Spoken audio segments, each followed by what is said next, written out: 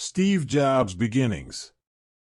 Steve Paul Jobs was born on February 24, 1955 in San Francisco, California, the son of parents who abandoned their son Steve and gave him up for adoption, since their marriage process was almost impossible at the time, and a few months after they abandoned Steve, they married and had another child. When his parents abandoned him, he was held in the arms of Paul Jobs and Stephen Clara's family, who called him Stephen Paul Jobs in Mountain View, California, and when Steve Jobs was a child, his father's job included working with electronics in their garage, encouraging Paul, his son, teaching him how to pick up and restore electronics, and instilling in him many hobbies, these hobbies filled with confidence, mechanics, and tenacities.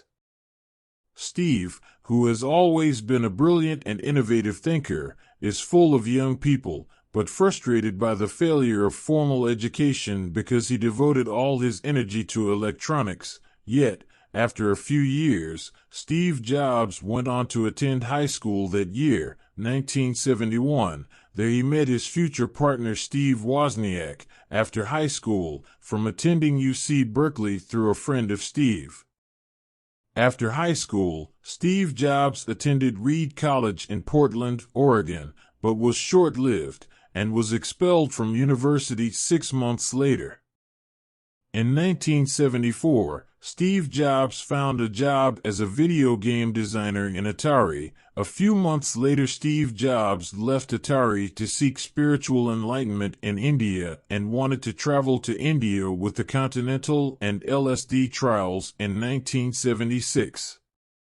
When Steve Jobs was 21 years old, he was able to start a company with his partner and called it Apple Computer, and the two started working in a garage.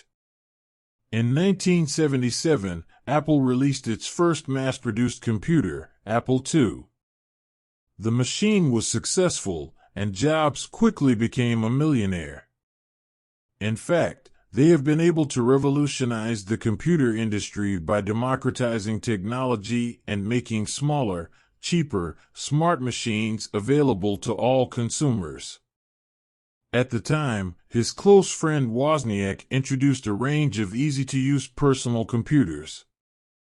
However, Jobs' biggest success came with the launch of Macintosh in 1984, and Macintosh was the first PC to offer a graphic user interface, GUI, making it much easier to use than previous devices. The secret of choosing Apple logo in Apple logo on the back of an iPhone or iPad is more than just a design feature, it's also a status code, and as with any status code, there's a lot of pressure to choose the right code, and Apple offers some different logo options on its devices, each with its own meaning, and the most popular option is a silver apple with a bite of it, the original Apple logo designed by Steve Jobs in 1976. Steve Jobs managed to make Apple the largest electronics and computer maker, and 3 years later, the company made about $774,000 after launching its second Apple model, Apple II, increasing sales by 700%, and in 1980 the company's balance was $139 million. But many Apple products suffered major design flaws that led to consumer disappointment with IBM products. Apple quickly overtook sales failures, and Apple began competing with IBM, which dominated the computing world. At the time, in 1984, Apple launched the new version and called Apple Macintosh. They were able to market it as part of our lives where he enjoyed romance and youth. Even though it sold well and performed better than IBM equipment, however, it was still in line with IBM, where they determined that Steve Jobs was unfit to continue working for Apple. In fact, Steve Jobs' 1985 left Apple in 2010 to start working in hardware and enterprise. It is an animation company purchased by Steve Jobs of George Lucas, which later became Pixar Animation Studios.